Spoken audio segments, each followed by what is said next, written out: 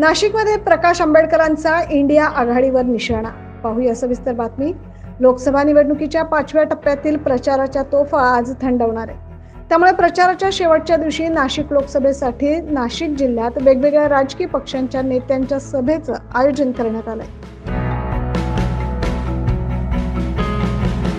वंचित बहुजन आघाडीचे नाशिक लोकसभेचे उमेदवार करण गायकर यांच्या प्रचारार्थ वंचित बहुजन आघाडीचे सर्वेसर्वा प्रकाश आंबेडकर यांची नाशिक शहरातील सातपूर येथे प्रचार सभा आयोजित करण्यात आली.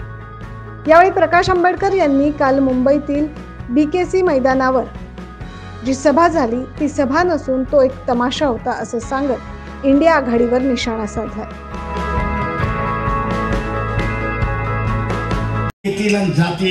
पण देश हा टिकला पाहिजे, राहिला पाहिजे आणि त्याची सुरक्षितता राहिली पाहिजे. त्याच्याशी जो खेळत असेल त्याला आम्ही सत्तेवरती बसवणार नाही. ही फुनगाट आपण त्या यांचे कर्तृत्व एवढंच आहे.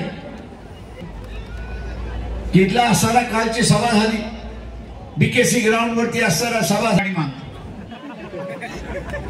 तो एक तमाशा होता. 48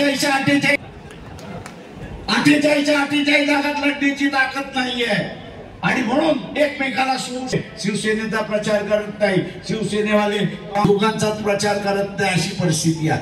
48 जागा लढतात नाही म्हणून एक मी यांना म्हणालो होतो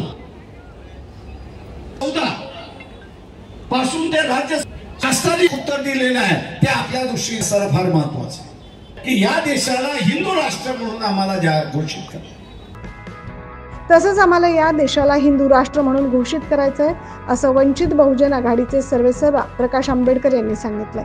यावेळी करण गायकर तुम आगे बढ़ो हम तुम्हारे साथ है, सिलेंडर निशाणीचा विजय असो अशा प्रकारच्या जोरदार घोषणाबाजी करण्यात आली. 9 न्यूज महाराष्ट्रासाठी प्रतिनिधी जितेंद्र नरवाडे.